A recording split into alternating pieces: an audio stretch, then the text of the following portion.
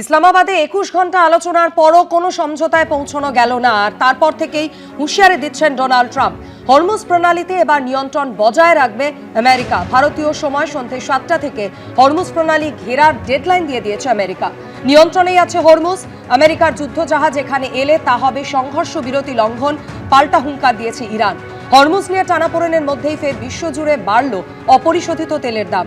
Barrel প্রতি অপরিশোধিত তেলের দাম বেড়ে হয়েছে $102। শেয়ার বাজারেও প্রভাব পড়ার আশঙ্কা। বিধানসভা ভোটের মুখে তৃণমূলে যোগ দিলেন চন্দ্র বসু। গতকাল তৃণমূল ভবনের নেতাজি সুভাষচন্দ্র বসুর পরিবারের এই সদস্যের হাতে দলের পতাকা তুলে দেন তৃণমূল সাংসদ কীর্তি আজাদ এবং বিদায়ী শিক্ষামন্ত্রী ব্রাত্য বসু। 2016 সালে বিধানসভা ভোটে ভবানীপুরে মমতা বন্দ্যোপাধ্যায়ের বিরুদ্ধে প্রার্থী হন চন্দ্র বসু। 10 বছর পর আরেক বিধানসভা ভোটের আগে মমতা বন্দ্যোপাধ্যায় দলে যোগ দিলেন চন্দ্র বসু। একটি ভুল আমি করেছিলাম কিছু বছর পূর্বে ভারতীয় জনতা পার্টিতে যোগদান করে।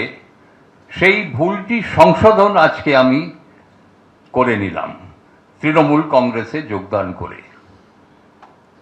কেন বাংলার ইতিহাস, ঐতিহ্য, সংস্কৃতির সাথে ভারতীয় জনতা পার্টির কোনো মিল নেই।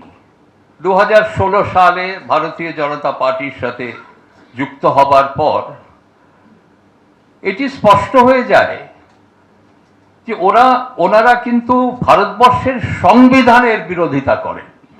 ভারতবর্ষের সামনে আমরা যে রাজনীতি দেখছি, সাম্প্রদায়িক রাজনীতি, বিভাজনের রাজনীতি, হিন্দু মুসলমান রাজনীতি, পশ্চিমবঙ্গবাসী বা আপনি যিনি আমায় প্রশ্ন করছেন, আপনি কি বিশ্বাস করেন যে নেতাজি সুভাষচন্দ্র বসু তাইহুপুর বিমান দুর্ঘটনায় মারা গিয়েছিলেন?